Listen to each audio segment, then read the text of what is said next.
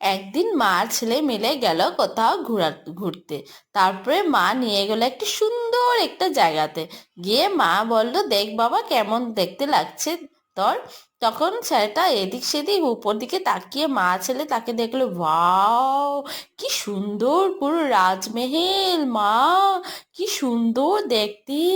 ছেলেটা তো গালে হাত দিয়ে অবাক হয়ে গেল, বাহ বাহ এত সুন্দর মা, কি সুন্দর লাগছে গো দেখতে।